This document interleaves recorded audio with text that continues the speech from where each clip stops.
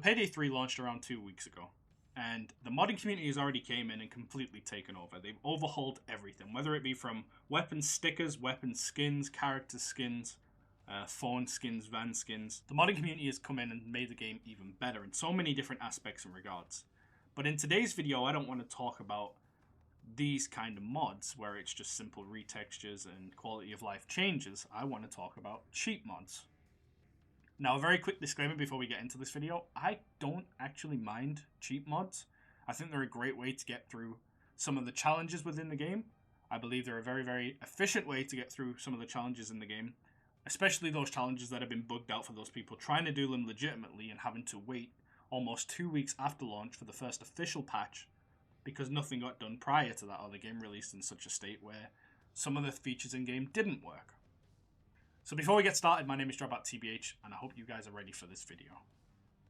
So the first cheap mod that I want to talk about is the ability to jump around and mantle with no mask on, making it so stealth missions like this become so much easier to just hop around without the need of a mask, making stealth so much more faster in the long run, or the short run depending on how you want to do stealth. But the ability to be able to mantle and jump whilst not masked, I think is a great addition to stealth, especially in missions like Rock the Cradle or Touch the Sky, where you need a mask just to enter the premises. I don't like things like that, so mods like this really come in handy where it comes to stealth missions. So next up is NoClip, where you can just float around the map and see things like the employee number for the code downstairs, or you can go down underground and go and get the key card of the guard that's chilling over here. I'll go in this room and grab the lever and make sure the VIP room is open for you. Things like this come in handy, but are very, very exploitable.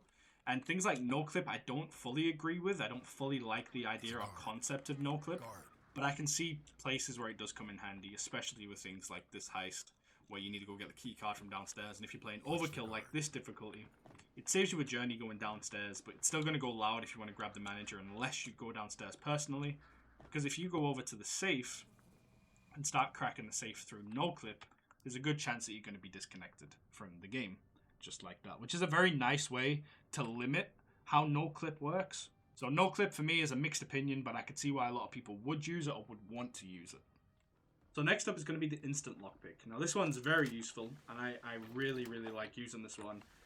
This one's very useful when it comes to that transport mission on the bridge, No Rest for the Wicked, this jewelry store. Basically anything with a lot of locks that you need to do very quickly, this one is amazing for. And I really, really like the ability to instant lockpick. So next up is bullet penetration. Now this mod is incredibly useful for things like this, where they start stocking up through the wall. And I can go to this wall here and fire safely on the enemies on the opposite side and be completely fine by doing that. Now bullet penetration can also go through multiple enemies at once with any weapon in the game, as bullet penetration is actually 5 different bullets combined into one. So things like getting multi-kills from locations like this, mixing both the armor penetration and NoClip together can end up with situations like this, where you're able to take multiple enemies at once, with no real downside to it. As you're safe, you can spawn trap the enemies, and you're getting your weapon challenges done at the same time. Methods like this are completely overpowered, and I can see why a lot of people have a problem when mixing all of these different things together. But if you were going to use one or the other, then I don't really see an issue with this. So next up is no recoil and no spread. I'm hoping to see this dozer. There we go. I was hoping to see that dozer to perfectly test the no recoil and no spread. But no recoil and no spreads turn things like the Ziv Commando or the car, guns that are otherwise trash, into beams, absolute laser beams, making it so doing weapon challenges isn't actually as boring as what it would have been, or as difficult as it would have been with some of the weapons that are included in Payday 3. Now, using no recoil and no spread on every weapon in the game so far has been an absolute lifesaver for me, going through every single weapon just to level up. Using those specific mods has made it so much more enjoyable, making it so much more easier than what it would have with the VF's recoil if I wanted to auto-fire down a hallway to kill everybody that's pushing through here.